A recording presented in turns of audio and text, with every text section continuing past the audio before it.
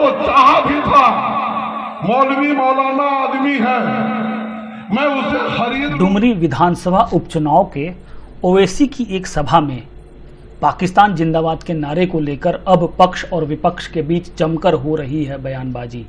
जहां बोकारो के चंद्रपुरा प्रखंड के तेलो पंचायत में जनसभा करने पहुंचे भाजपा के प्रदेश अध्यक्ष पूर्व मुख्यमंत्री बाबूलाल मरांडी ने सूबे की सरकार पर हमला बोलते हुए कहा कि झारखंड सरकार को तुरंत संज्ञान लेते हुए इस मामले में एफआईआर दर्ज करनी चाहिए। उन्होंने सूबे की सरकार पर तुष्टीकरण का आरोप लगाते हुए कहा कि सरकार तुष्टीकरण कर रही है। वहीं कांग्रेस के प्रदेश अध्यक्ष राजेश ठाकुर ने पलटवार करते हुए कहा कि बाबूलाल मरांडी को यह समझ नहीं है कि ये मामला चुनाव आयोग का है, सरकार का नहीं। ऐसे में बाबूलाल जी को वहां शिकायत करनी चाहिए। इस तरह की बयानबाजी कर कहीं न कहीं वह अपनी बी टीम को मजबूत कर रहे हैं।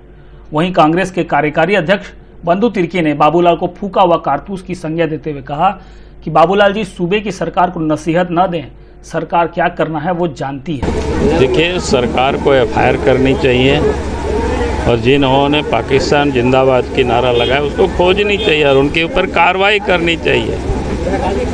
लेकिन झारखंड में जो सरकार है तो शुरू से तुष्टीकरण की राजनीति करती रही है। इसमें क्या है, कोई भी अगर हिंदुस्तान की धरती में पाकिस्तान की जिंदाबाद करे तो ये बिल्कुल अक्षम है, क्षमा योग्य ये नहीं है। अरे भैया, भाजपा की बी टीम है, अगर उन्होंने नारा लगाया तो फिर पकड़ेगा कौन, केस कौन करेगा? सरकार उनकी है, उनको करनी चाहिए, पकड़नी चाहिए, कार्रवाई करनी चाहिए। ठीक समझ नहीं है, वरना 14 साल धक्के खाते और फिर जो कुतुब मीनार से कहते थे कि कूद जाएंगे, भारतीय जनता पार्टी में जाने से अच्छा होगा कुतुब मीनार से कूद जाना।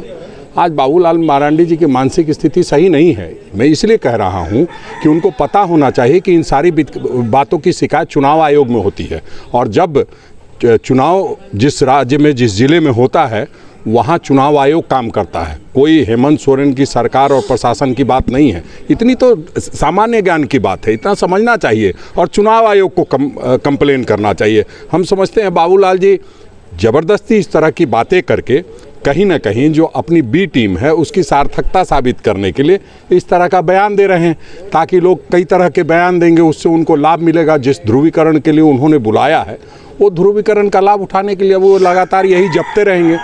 अरे, आपको कोई बात हुई है तो आपको जा कर के चुनाव आयोग में शिकायत करनी चाहिए। चुनाव आयोग निश्चित रूप से संज्ञान लेगा। अच्छा, सरकार को क्या करनी है नहीं करनी, बाबूलाल मरांडी नसीहत ना दे। सरकार को क्या करना है सरकार खुद समझती है, सरकार अपनी जिम्मेवारी को समझती है। देखिए, बाबूलाल मरांडी फूका हुआ कारतूस की तरह है। उनकी बातों में आप दम नहीं है जो आज से 14 साल 15 साल पहले था।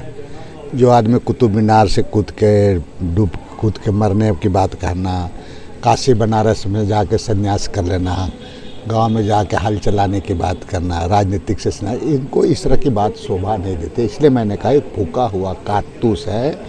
इस चुनाव में बाबूलाल का कोई जनता उनकी बातों को बहुत ज़्यादा नोटिस नहीं कर रहे हैं। बाबूलाल की बातों को जो लोग हैं, उनके कुछ लोग हैं वो लोग, लेकिन बाबूलाल के बारे लोग जान चुके हैं। अब बाबूलाल इस राज्य के लिए बाबूलाल का बहुत ज़्यादा मायने नहीं रखता है।